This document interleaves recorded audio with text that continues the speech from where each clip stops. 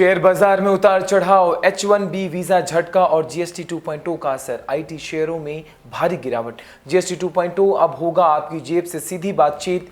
H1B संकट से अवसर, मेटाव्यू सीटीओ का 24 घंटे में जॉब ऑफर और राउंडिंग एरर। तंज, मोदी सरकार की टैक्स कटौती से त्योहारों पर खर्च में उछाल की उम्मीद। आयकर पोर्टल की गड़बड़ी से कंपनियों पर भारी जुर्माने का खतरा। पीईएसबी ने भी सैराम को कोल इंडिया का अगला चेयरमैन बनाने की सिफारिश की।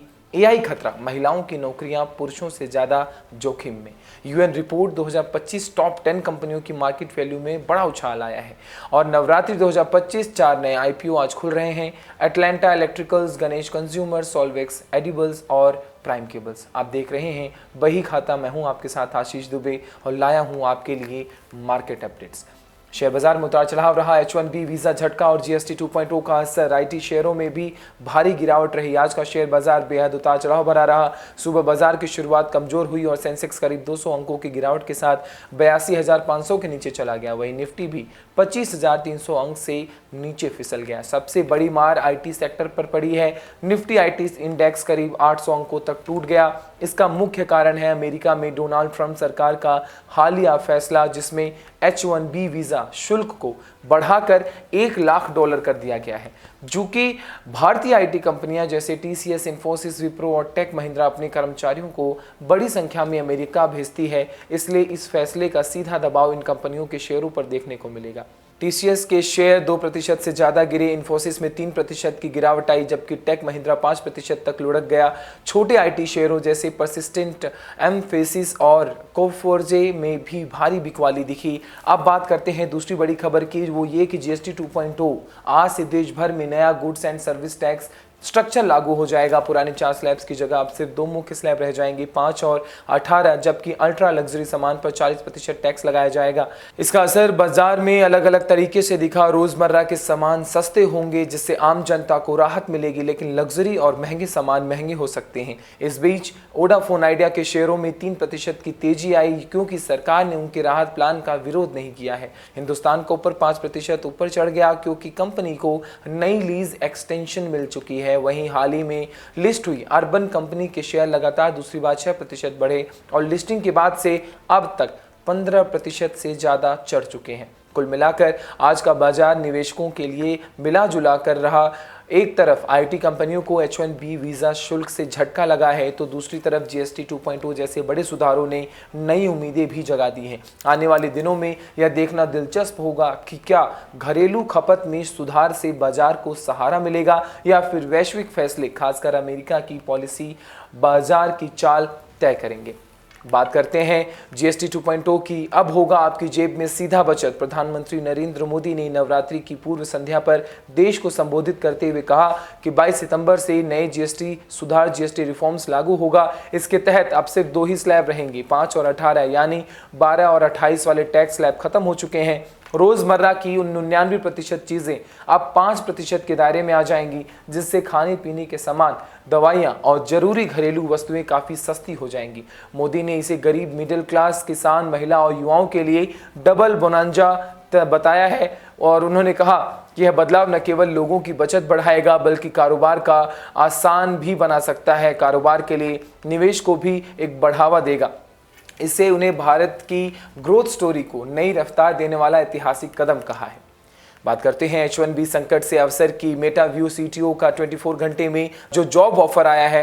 राउंडिंग एरर, तंज, अमेरिका सरकार द्वारा नए H1B वीजा एप्लीकेशंस शुल्क को $1 लाख तक बढ़ाने के फैसले ने टेक इंडस्ट्री में हलचल मचा दी है। लेकिन इस संकट को एक मौके से बदलते हुए भी सैन फ्रांसिस्को स्टार्टअप मेटाव्यू को फाउंडर और सीटीओ शाहरियार ताज बख्श ने अप्रत्याशित कदम उठाया हुआ बताते हैं। उन्होंने सीधे H1B वीजा होल्डर्स को आमंत्रित करते हुए कहा कि जो कंपनियां अपने कर्मचारियों के लिए यह शुल्क नहीं चुका सकती, वे असल में उन्हें महत्व नहीं देती।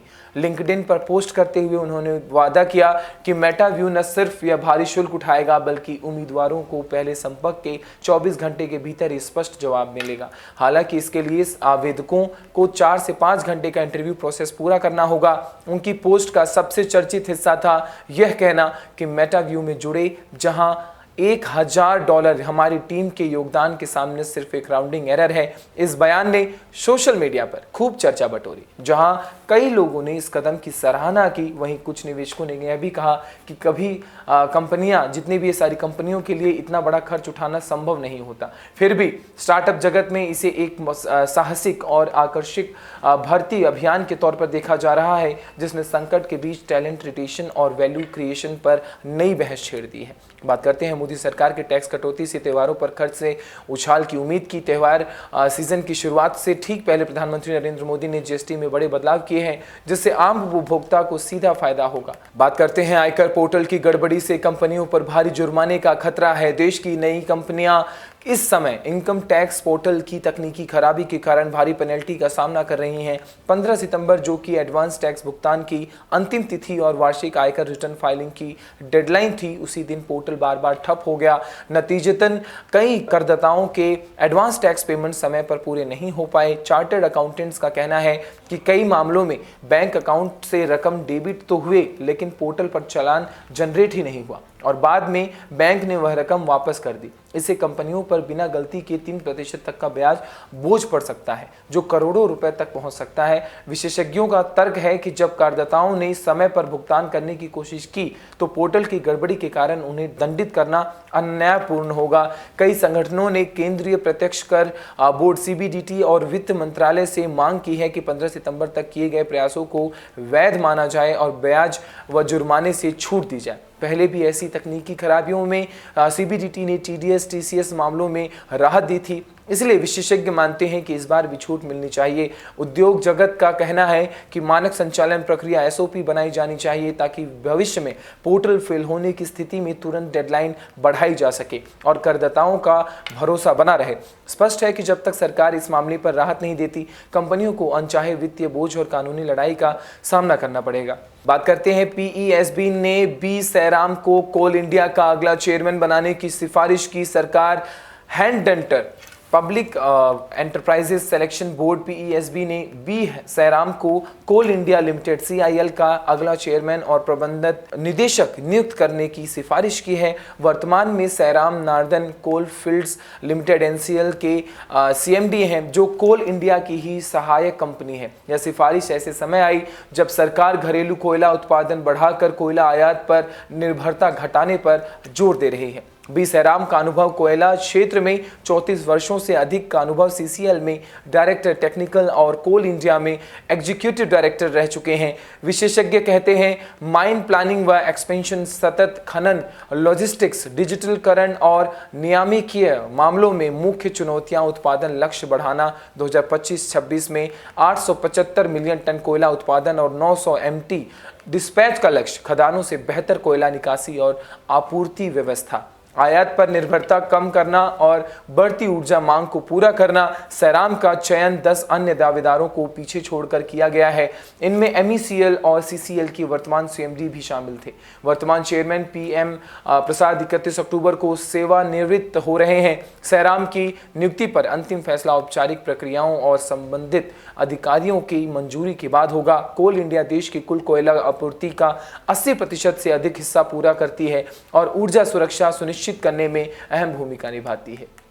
बात करते हैं एआई खतरे की। महिलाओं की नौकरियां पुरुषों से ज्यादा जोखिम में है। यूएन रिपोर्ट 2025 की क्या बात है, मैं आपको समझाता हूं। एक नई संयुक्त राष्ट्र यूएन रिपोर्ट जेंडर स्नैपशॉट 2025 ने चेतावनी दी है कि आर्टिफिशियल इंटेलिजेंस यानी एआई के बढ़ते प्रभाव से महिलाओं की नौकरियों पर पुरुषों की तुलना में अधिक खतरा मंडरा रहा है। रिपोर्ट के अनुसार दुनिया भर में लगभग 28% महिलाओं की नौकरियां एआई से प्रभावित हो सकती हैं, जबकि पुरुषों की नौकरियों में यह खतरा केवल 21% है। रिपोर्ट्स यह भी दिखाती हैं कि वर्तमान में सिर्फ 29% महिलाएं ग्लोबल टेक वर्कफोर्स का हिस्सा हैं और टेक्नोलॉजी में नेतृत्व करने वाली महिलाओं की संख्या केवल 14% है। 2025 की रिपोर्ट एक महत्वपूर्ण साल मानती है, क्योंकि 2030 के सतत विकास लक्ष्य एसडीजीएस हासिल करने के लिए सिर्फ 5 साल बाकी हैं। संयुक्त राष्ट्र का कहना है कि अगर हम पिछली गलतियों से नहीं सीखते हैं, तो यह नई तकनीकी क्रांति लिंग आधारित असमानता को और गहरा सकती है। इसलिए जरूरी है कि महिलाओं की डिजिटल और तकनीक स्किल्स में निवेश किया जाए, उन्हें नए आर्थिक क्षेत्रों में संक्रमण के लिए तैयार किया जाए और जेंडर संवेदनशील श्रम एवं सामाजिक सुरक्षा नीतियां लागू हो जाएं। रिपोर्ट के मुताबिक अगर यह कदम उठाए गए तो 343 मिलियन महिलाओं और लड़कियों को फायदा होगा, 30 मिलियन को अत्यधिक गरीबी से बाहर, 42 मिलियन की खाद्य सुरक्षा में सुधार और 230 तक 1.5 ट्रिलियन डॉलर की वैश्विक आर्थिक वृद्धि संभव हो सकती है। यानी दोस्तों, एआई सिर्फ खतरा ही नहीं बल्कि सही नीतियों और प्रशिक्षण के साथ यह महिलाओं के लिए अवसर और सशक्तिकरण भी बन सकता है। बात करते हैं टॉप 10 कंपनियों की मार्केट वैल्यू में बड़ा उछाल और गिरावट आया है। इस हफ्ते 7 कंपनियों की मार्केट वैल्यू बढ़ी, जो कुल मिलाकर 1.18 लाख करोड़ रुपए तक पहुंच गई। वहीं 3 कंपनियों की वैल्यू 22,095 करोड़ रुपए घट गई। सबसे ज्यादा बढ़त एसबीआई में रही, 35,953 करोड़ रुपए बढ़कर 7.96 लाख करोड़ हो चुकी और एयरटेल की वैल्यू 33,215 करोड़ बढ़कर 11.19 लाख करोड़ तक पहुंच चुकी है।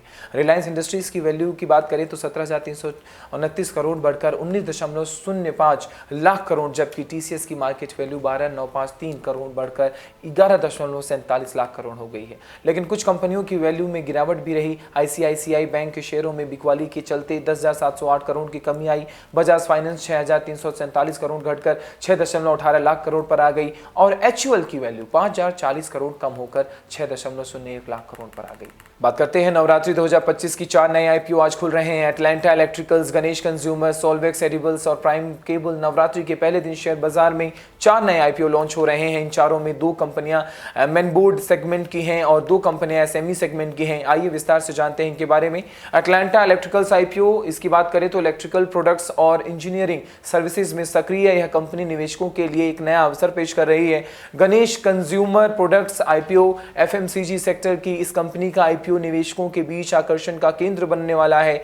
सॉल्वेक्स एडिबल्स आईपीओ, खाद्य उद्योग में सक्रिय इस कंपनी का आईपीओ छोटे और मझोले निवेशकों के लिए खास है। Prime cable industries IPO, cable और इलेक्ट्रिकल उत्पाद बनाने वाली यह कंपनी एसएमई सेगमेंट में सूचीबद्ध है और निवेशकों की नजरें इस पर टिकी होंगी।